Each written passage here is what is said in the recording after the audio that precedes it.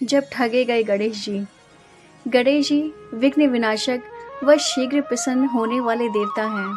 अगर कोई सच्चे मन से गणेश जी की वंदना करता है तो गौरी नंदन तुरंत प्रसन्न होकर उसे आशीर्वाद प्रदान करते हैं। वैसे भी गणेश जी जिस स्थान पर निवास करते हैं उनकी दोनों पत्नियां रिद्धि तथा सिद्धि भी उनके साथ रहती है। उनके दोनों पुत्र शुभ व लाभ का आगमन भी गणेश जी के साथ ही होता है। कभी कभी तो भक्त भगवान को असमंजस में डाल देते हैं। पूजा पाठ व भक्ति का जो वरदान मांगते हैं वह निराला होता है। काफ़ी समय पहले की बात है। एक गांव में एक अंधी बुढ़िया रहती थी। वह गणेश जी की परम भक्त थी।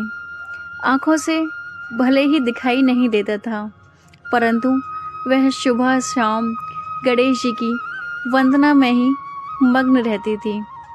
नित्य गणेश जी की प्रतिमा के आगे बैठकर उनकी स्तुति करती, भजन गाती व समाधि में लीन रहती।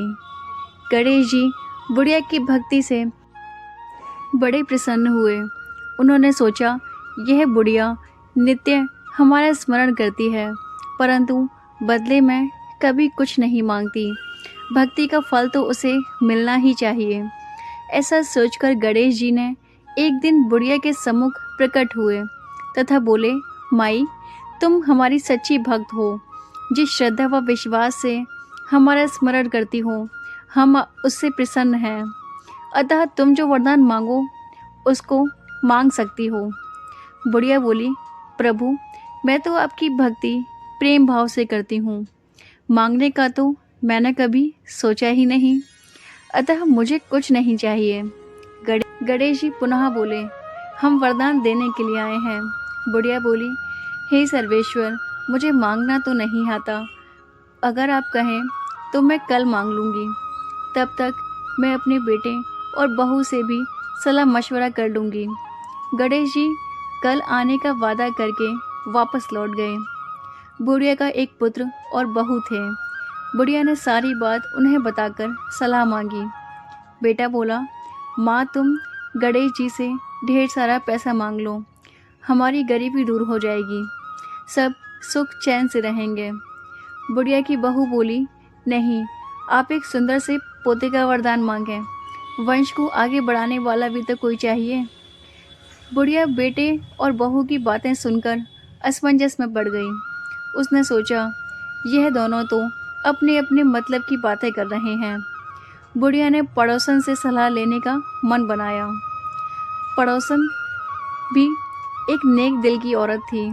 उसने बुढ़िया को समझाया कि तुम्हारी सारी जिंदगी दुखों में कटी है, अब जो थोड़ा जीवन बचा है वह तो सुख से व्यतीत हो जाए।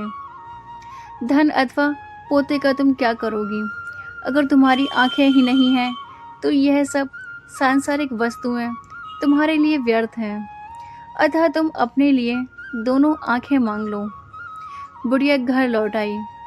बुढ़िया और भी सोच में पड़ गई।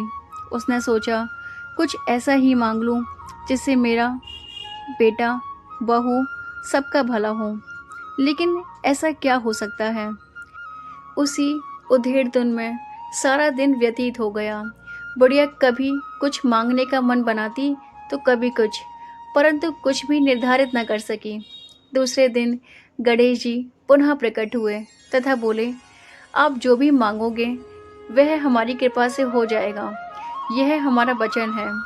गणेश जी के पावन वचन सुनकर बुढ़िया बोली, हे गणराज, यदि आप मुझसे प्रसन्न हैं तो कृपया मुझे मन इच्छित वरदान दीजिए। मैं अपने पोते को सोने के गिलास में दूध पीते हुए देखना चाहती हूँ। बुढ़िया की बातें सुनकर गणेश जी उसकी सादगी व सरलता पर मुस्कुरा दिए। बोले, तुमने तो मुझे ठग ही लिया। मैंने तुम्हें एक वरदान मांगने के लिए बोला था, परंतु तुमने तो एक वरदान में ही सब कुछ मांग लिया। तुमने अपने लिए लंबी उम्र तथा दोनों आंखें मांग ली, बेटे के लिए धन और बहू के लिए पोता भी मांग लिया। ढेर सारा पैसा होगा तभी तो वह सोने के ग्लास में दूध पिएगा। पोते को देखने के लिए तुम जिंदा रहोगी, तभी तो देख पाओगी। अब देखने के लिए 2 आंखें भी देनी पड़ेंगी। फिर भी वह बोले, जो तुमने मांगा वो सत्य होगा। यूं कहकर गणेश जी अंतर्ध्यान हो गए। कुछ समय पाकर गणेश जी की कृपा से बुढ़िया के घर पोता हुआ। बेटे का कारोबार चल निकला तथा बुढ़िया की आंखों की रोशनी वापस लौट आई। बुढ़िया अपने परिवार सहित सुखपूर्वक अपना जीवन व्यतीत करने लगी।